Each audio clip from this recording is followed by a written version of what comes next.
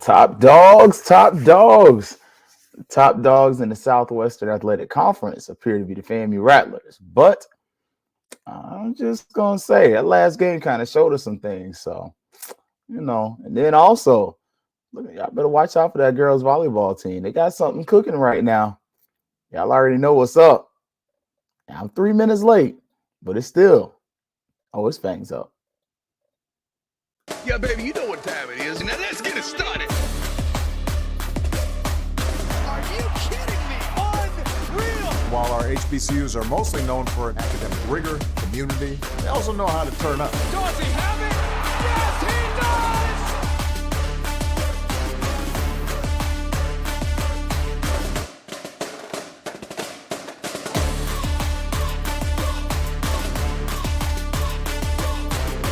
And that might be the knockout punch.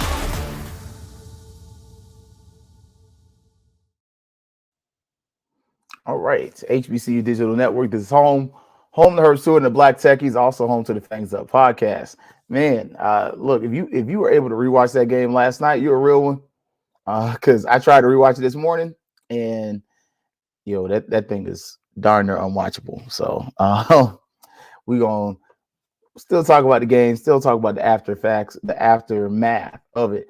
But we also gonna look at some other things. But before we do all that, look, FAMU volleyball, critical win if you are not just a FAMU football fan. If you're a fan of the volleyball team as well, very important win that you really needed, just because we kind of fell back a little bit, and you got to win over Jackson State. So for the weekend, looking solid, looking good. 2 wins in the conference that you kind of needed in the worst of ways. 2 games over 500. So you know how I feel about that. Next game is going to be against Cookman. So you got a few days layoff. We got another show between now and then. But we did beat Jackson State today. We swept them. Swept them. Valley, Grambling. FAMU hadn't.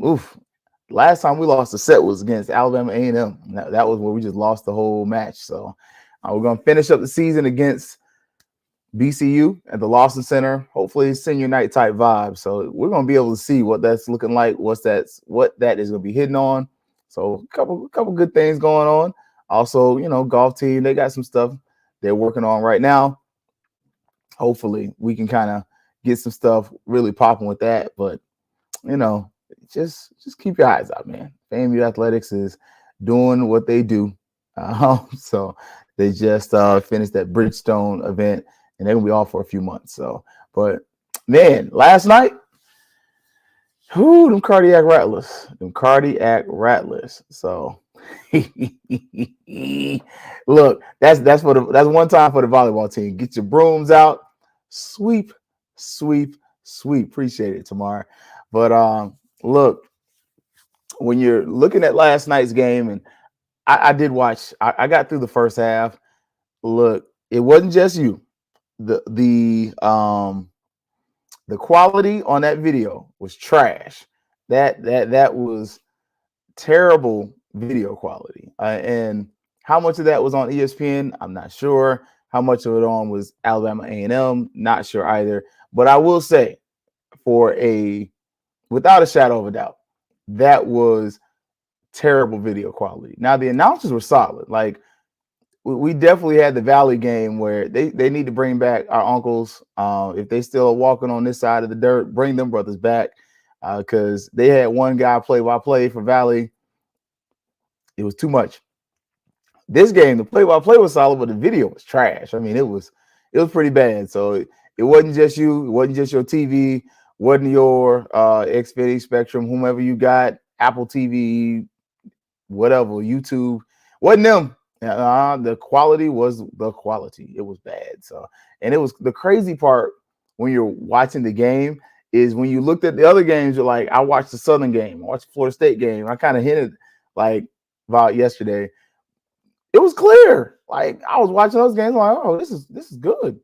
I can go back and watch the FAMU game, and Mark's and I watching the game and everything, and it's trash. So, but huge win, much needed win. It was the type of victory that you've kind of been getting all season. Championship teams beat the teams they're supposed to beat. That you do that. But you also saw where championship teams are not perfect. Like one of the biggest fallacies we probably have as fans is that championship teams never stumble. Like they never have games where they don't perform as well as they should. We've seen that times where championship quality teams sometimes struggle against lesser teams. They defeat them, they finish them, but they don't always look good doing it. So this is one of those cases where FAMU really didn't look good doing it after that first quarter, and then kind of even going back, that 17-0 lead, man, we had some things fall our way. You blocked some kicks. You really should have blocked more kicks than that. You get some big plays happening, and it just turned out in our favor in the end. But when I was trying to watch it again, and you start to notice some of the things that kind of fall off and what happens, I'm definitely noticing, and I did listen to some of the other individuals, out in the space, but yeah, Musa was off. But again, I'm gonna go on and say this: how much of that was Musa's? How much was that the offensive line? Like, it's very easy for us to poke at Musa, and I'm guilty as much as y'all in the moment. And if you were watching the live with ONG last night, you even caught me saying like, "Man, Musa's off." But then you caught me later on saying, "Okay, I'm a prisoner of the moment right now because I'm looking at the end results, but I'm not looking at the individual and the sum of the parts. I'm looking at the one piece." And what you'll notice when you're looking at FAMU's offensive line, it's a patchwork of players right now. Your starting center does not play. Starting center hadn't played in a few games. I mean, granted, your starting center is a sophomore, but your starting center, TJ Demas, not playing. You're missing your left tackle. I mean, your left tackle that you have that's literally on the supposed to be playing in the Senior Bowl this year does not play in this game.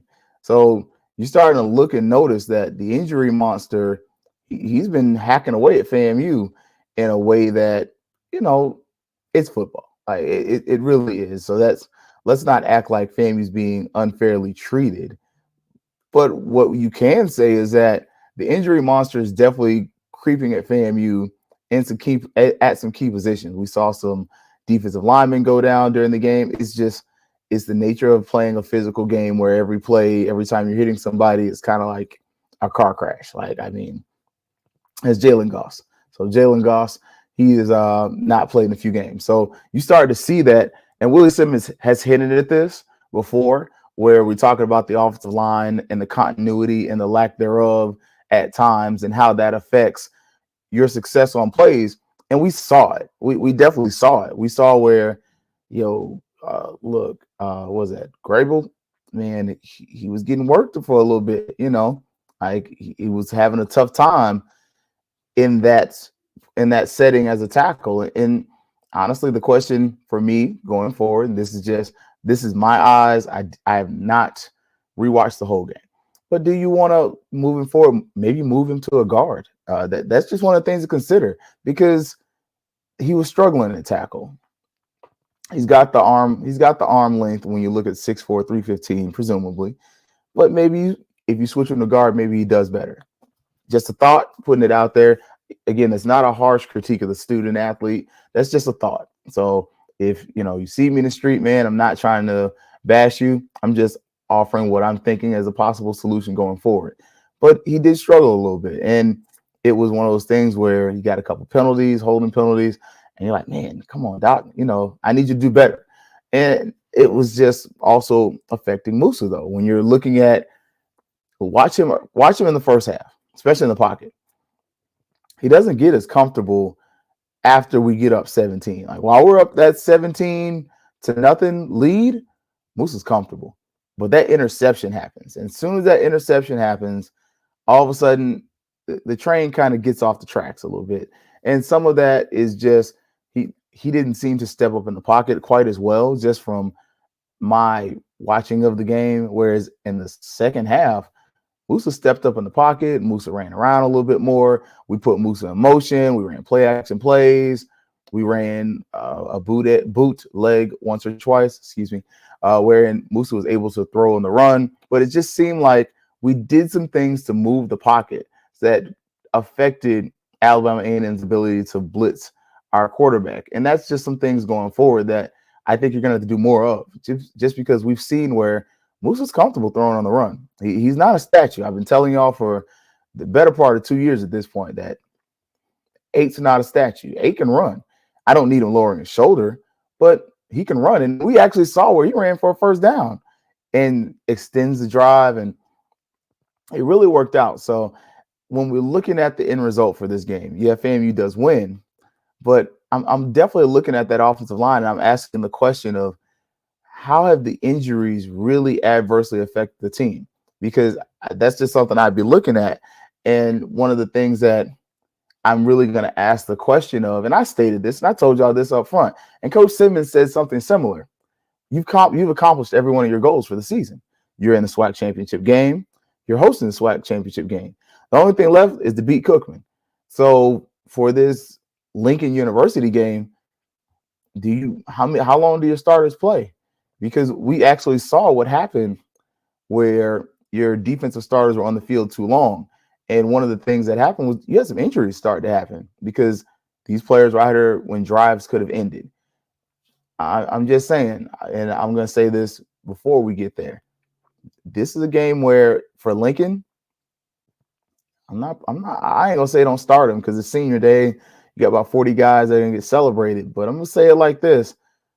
This might be a game where I truly consider, hey, halftime, y'all are done. Like you're especially at your positions where you are having noticeable injury issues.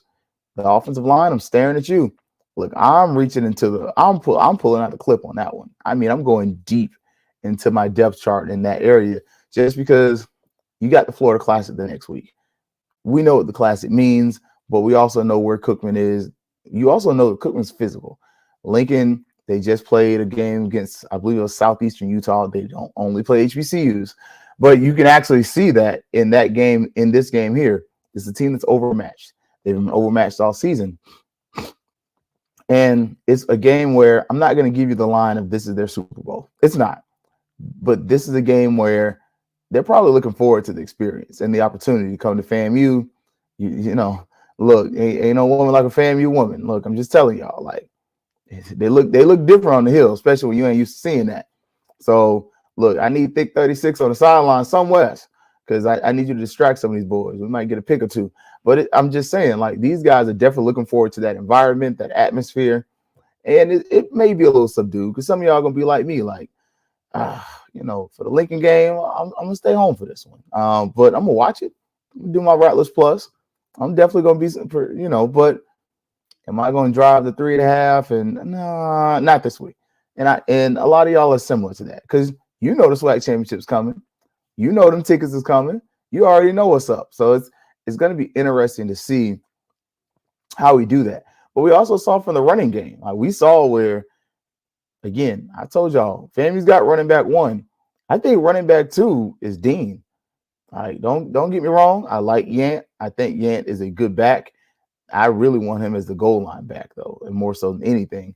But we saw where he's got a spot in this offense, and we've got to get away from being so cute. I'll give credit because I said it during the watch party. I caught a little bit of Brother Swope for a while, and then I stopped listening because I was doing something else. But he said the same thing, and so you got people who are watching the same game saying the similar thing or the same thing, and we don't always have the same viewpoints. So what you're seeing is the message is consistent. Run north and south. Like the north-south running works better, especially near the goal line. When we ran that pitch and Terrell Jennings loses his footing, it's like, man, that joker's already running forward. I ain't got to worry about him slipping on the turf. I think that's something, especially at the goal line, we need to make sure we commit to. I get the next 2 games are layups. I mean, the next game is a layup for sure. The game after that's the Florida Classic. But in this next game, it's going to be vanilla. I mean, I could lie to you. I could be honest. And let's be real about this and let's tell a whole truth instead of a half lie. This game's going to be vanilla as hell. You're not going to get anything spectacular. You're not going to be blown away. I'm not telling you that you're going to see some things you've never seen out of this offense against Lincoln. It's going to be vanilla. And honestly, the Classic is probably gonna be the same vanilla stuff too. Like it's for the next 2 weeks. If you're watching FAMU football to see something that is amazing, like if you're the kid from The Incredibles and you're sitting on your tricycle, your big wheel, and you're like, I'm just waiting on something amazing. Hey, you might want to go take a nap. Yeah, that ain't gonna happen. I almost cursed. That junk ain't not gonna happen. I highly doubt you see anything amazing in the next 2 to 3 weeks, like play call wise. Like this, just like, oh yeah, Willie Simmons, he's a X and O's guru. You're gonna be like, nah, you know what he's doing. He know how to win. And I think now once you get to the SWAC championship, you're gonna have to bust some things out because that team right there, they're solid. They're really solid. The receivers, though, look, some of our usual suspects didn't do what they usually do, but some of the guys that we've been harping on, I told y'all, Manigo made some catches in that game that were huge. And then also the tight ends, like I've been team tight end for the better part of 3, maybe 4 seasons. FAMU's tight ends are underutilized, and we saw, especially if you go back and you watch that film against Alabama A&M, you're going to notice the underneath pass was there all day long. And I further state this, and I continue to say this, and I'll say this until it's not valid for this team anymore, meaning the season is over. We need a better check down system for Musa. Sometimes throwing to the running backs ain't it. Man, we had a couple times where a running back could run a drag route or some short route, a little dump route underneath to a tight end, and that would have been money all day. And you got 3 tight ends, and I believe 3 of them are seniors. Use them. Like, you only got them for 3 more games. So who the heck are you protecting at this point? It's not that. You're not doing that. I mean, so just if I'm looking for anything added to the game plan, that's something I want to see in the next 2 games. Use those tight ends more so that once we get to the SWAC championship game in Bragg Memorial Stadium on December the 4th, then that's just an added part of the game that's normal. And Musa has that check down ready because we saw with Alcorn. Alcorn's not playing no games. Alcorn's a good team. And that's not me trying to look over, but that is me being honest and transparent about what we got. But we're able to see like that offensive line, you're missing some players, receiver wise. We had some guys, like I said, they did some things that they don't normally do. But running back wise, man, get those guys north and south. Some of the toss plays and stuff, that's cool with Kelvin Dean, but Jennings, let him run north and south because you've seen that dude can put a hit on people. I mean, we saw that, what was that, last year against UNC, where he was dropping elbows and pads on jokers, and you were like, that boy good. Like, give him that opportunity. Same thing with Yant. Get Yant running north and south. We saw, even in garbage time, what it could be. Well, you saw in prime time on, hey, if you give Yant a head of steam, it's something that's going to benefit you and pay dividends later on. I was trying to find the word. So, and I'm working on not saying The other thing, though, the defense, man, it looks like a halfback draw play. I don't really know if it's a draw play or as much as it's a read option, but it's the halfbacks and the quarterback are in the shotgun. The running back receives the ball via handoff from the quarterback, and they're running up the middle. They're getting some big yards. We're starting to see that, and that's something that's becoming kind of a problem. I don't know if it's just because our base defense is the 4-2-5, and I'm big on the 4-2-5. I ain't gonna lie. Like, contrary to some other people, I think it's actually a really good defense. It's my favorite defense, and it's been my favorite defense for about a decade, but probably more than that. But I think we have the personnel to run it. It's just sometimes we don't always take advantage of some of the things we can do from the defense. And we really are asking these guys to do a lot. I mean, especially when you start to look at players getting injured and things like that. We got to look at that. But then also within our defense, we gotta work on making adjustments maybe a little quicker. We definitely saw with this game, we got exposed, but we also got exposed in the fact that I scouted this one guy and I got another guy. So this guy don't match what I scout. And this guy is a better passer. But the biggest thing that I really saw from the Alabama A&M game, and it's something that I felt like Jackson State exploited, we are susceptible to the quick passes. We were very susceptible to quick passes. Part of it is because the corners are playing too far off. Again, let me give reference again. You got two people who are kind of diametrically opposed. Foes. Sorry, Hamilton reference. We're not foes, but that see completely different things or see FAMU in a different way at times that are saying the same thing. The corners are too far off. 10 yards was way too much for me, especially when you consider the talent you have at corner. I just felt like 10 yards was a bit much. You're giving up a first down. And what you're also giving up, that short slant route was there all bleeping day. And you literally saw where they used it. Like, there's nobody pressing me. Why am I going to run a vertical route towards this corner? And the corner is then backpedaling. Like, that was the other part. The corner is 10 yards off. And then he enters a backpedal. And you're like, so you're giving like a 15-yard cushion. He ain't that fast. Like, come on, man. Like, that didn't make a lot of sense. What I would have liked to have seen, since you are running a 4-2-5, bring that corner up, especially once you start seeing that they're killing the slant. Man, knock that dude off his route and let one of those other 5 members of the secondary help out in coverage somewhere. I mean, you're running a base zone defense anyway. So you can, and then that also allows you to do some different things in coverage, because now you brought that corner up. Maybe you bring the safety up. Now you can blitz from that safety, or you can drop back in coverage. It makes the quarterback slow down. And that was my biggest frustration with watching the secondary yesterday. It wasn't so much that they were getting killed, but it was that they're getting killed on slants. But we weren't even challenging the receiver at the line. Well, you challenged one. Like, so if you looked, when you go back and watch the game, good luck. I would probably fast forward to the part where Quincy Casey gets in, because the video quality does improve. It never gets good, but it does improve. But you'll notice one corner is like, he's on man-to-man pretty much, or showing a man-to-man. The other corner is off, unbalanced, and he's like 10 yards off. Bring that corner up. Like, bring him up 5. Like, I'm okay with, if you want to give him 5, because the second he hits that slant route, he hits the slant. It's given. I understand the problem with that, because all of a sudden, if you're doing that, you're making yourself susceptible to the slant and go, where the receiver acts like he's running a slant. Then once he does that, the corner commits to the slant and the receiver breaks back up for a go route. I do understand that. So that's not lost upon me, but I also understand that within that, that's where you have that extra, you got 5 guys in the secondary. You have those extra guys in the secondary. You may need to move either a safety or somebody back to help with that. But bring that corner up to at least knock him off his route.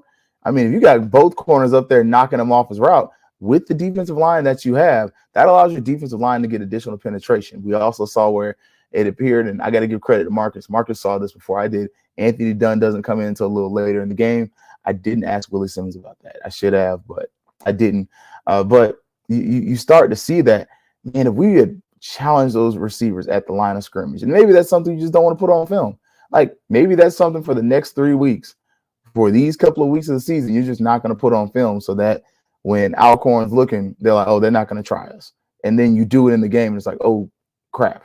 But that really is something that it would have slowed down. It would have slowed them getting into their routes. But it also allows your defensive line to get additional pressure on the quarterback. And that's, I mean, obviously, we do lose containment on the quarterback a few times, and that's going to be an issue, especially with the Cookman and the Alcorn games. But you got to figure out a way to find that balancing act between, are you going to give up the potential deep route, or are you going to maybe have somebody that's going to be more of a spy? So you as a defense coordinator, Coach Smith's going to have to figure that out. But that's why he gets paid the big bucks to do that. I'm just watching the game and telling you that, the slant route was getting killed all game.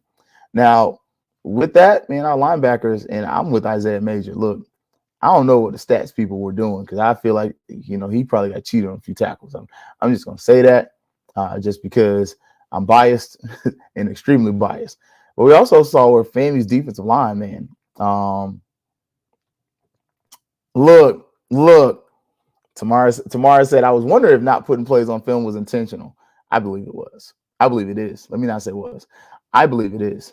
I believe what we saw in that last game was a step back to a lot of the norms of the Willie Simmons offense. Of we like to run out of the shotgun.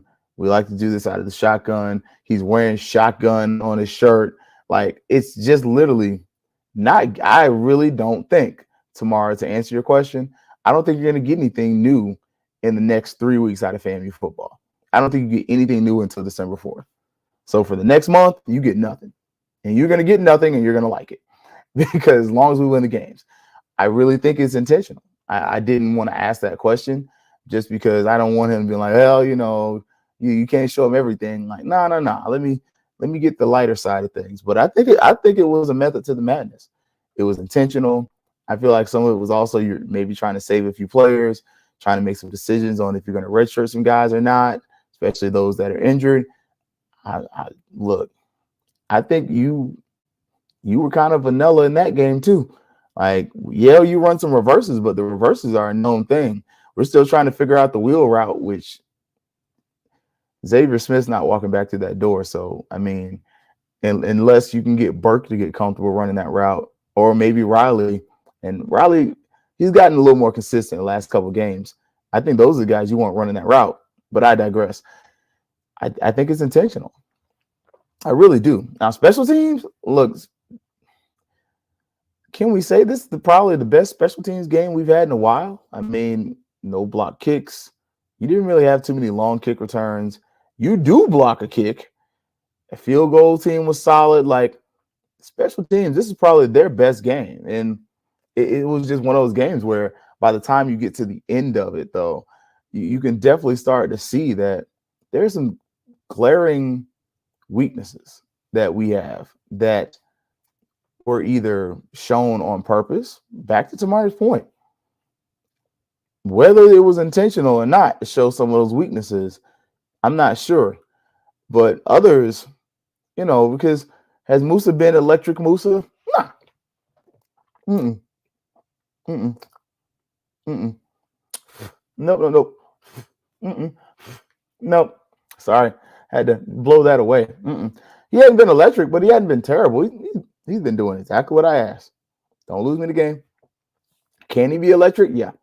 And this is where the danger comes in for FAMU as far as for the schedule. This is where the dangerous part comes for FAMU. You're playing teams at the end of the schedule that aren't very good. And the dangerous part is you might get healthy. Whereas Alcorn's playing some teams that, look, yeah, they clinched their spot, but they still got Texas Southern and Jackson State. Is Texas Southern a good team? No. No. I can lie to you. I can tell you the truth. Y'all know how I do. Is Jackson State a good team? Yeah. There lies the difference. FAMU plays two teams that aren't good back to back. You got one team that's a lower division than you, and they're not the best. Then you have another team that's just not very good through attrition, and they're going to try their darndest to beat you, but Cookman's not good. Alcorn, on the other hand, is playing Texas Southern, who is going to be a physical game. Like, let's be real. They're going to get beat up in that game. Then they're going to play Jackson, another very physical game. And the Jackson State game is at Jackson.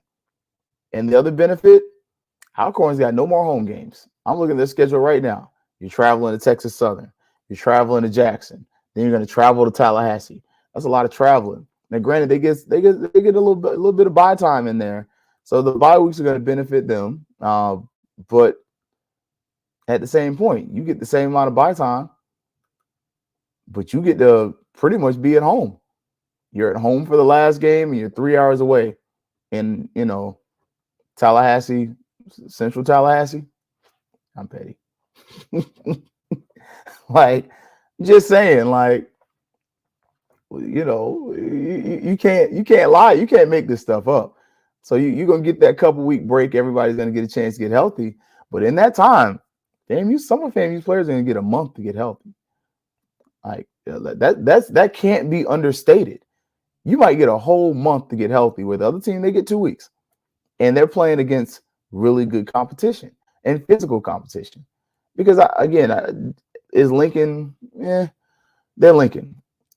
Cookman's gonna be physical, like, and I appreciate what Jordan put out. We're definitely getting back healthy. That's huge. It is, and this goes to where, and I know Brian pointed it out, and y'all know I was a history major, so I give people credit when they say stuff. I don't lie and say I came up with it. We talked about how bad the schedule was at the beginning of the season. We didn't talk about how beneficial the schedule was at the beginning of the season, did we? I don't want to see them. I don't want to see them. Hey, they suck. They sorry. That's cool. But guess what? SWAC championship is locked. You already got that locked up. You know where the games is going to be. You know who you're going to play. On the other side of that, you know at the end of the season, you're good health-wise. Like, you got a couple weeks to get healthy. I'm just saying, in the future, we already know where homecoming is for next year. Look, give me a Morehouse or one of these, schools like that at the end of the season. Like we have Lincoln. Man, that's a nice little get healthy game. I'm just throwing that out there into the woods, put it in the atmosphere. Because a lot of times we say we want to play this team, play that team, play that. I'm cool with playing the best, but at the same point, I want to be strategic about it. If you're playing the best teams all season long, guess what you're doing? You're beating yourself up. Come the end of the season, you're worn out. You're limping into a championship game, and you sitting over here saying, well, we got beat up. We played a tough schedule. What did they get you? You already know that the NCAA tournament's not really looking at you. So, I mean, that is what it is. But I think when we kind of go back and look, and we use the hindsight that we now have to look at FAMU's football schedule, you're able to see, man, that schedule laid out nice. It laid out in a way where, again, some of these guys got a month to make a decision if they're coming back or not. That's huge, because if you finish the season the way you can finish this season, and you come home and you're at Bragg, which you're going to be at Bragg this week, then you go to Orlando. That's a 3-hour ride. Not even bad. Then you get those 2 weeks off. Man, that is something that is huge. Like, that's huge. Then you get a few weeks off, and then you get a Celebration Bowl. All of a sudden, some of that talk we were having about the MEAC having an advantage schedule-wise flies out of the window, because your team got healthy. Now, you got to still be smart. And this isn't – I'm not overlooking Alcorn. I keep saying that because I have a healthy respect for them. I definitely will admit I discounted that product until I watched it against Southern. I was like, oh, they're good. But that's what also makes me say, yo, we got some things that fall in our favor at a good time, but we also have to ensure that we clean up some things. One, if I'm Alcorn, that shift thing that Alabama A&M did is a thing. Like, that's a thing. It's without a question. It's something I'm trying. You drew this team offsides twice, and Riley jumped off. Him and like 5 other people jumped offsides the first time. A couple of them jumped the second time. That's something I'm implementing from Alcorn. But also, if I'm Willie Simmons, I'm teaching that. I'm practicing that. When you get Coach Doc Gamble there, hey, we need to run this in practice because somebody's going to do it to us because it worked. Just saying. That's something that's going to be there.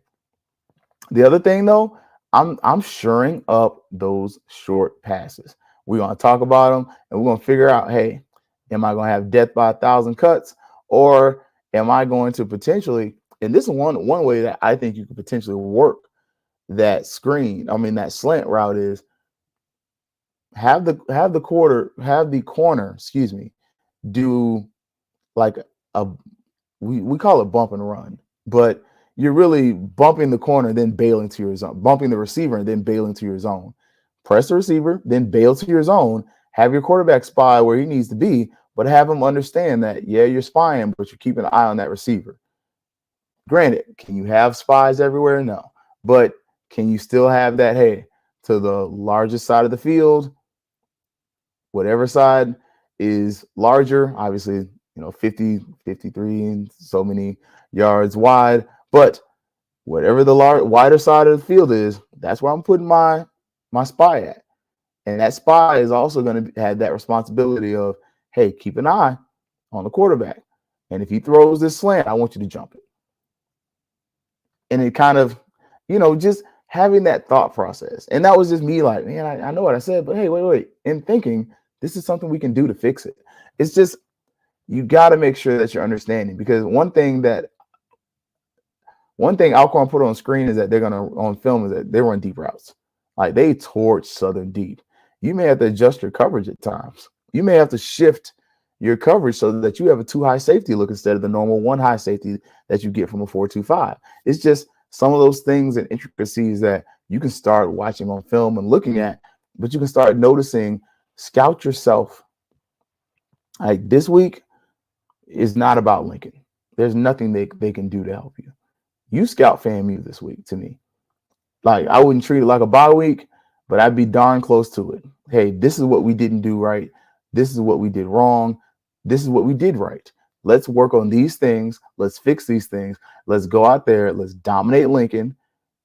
Let's be whatever we need to be. Win that game. Come out. Get ready for the Florida Classic.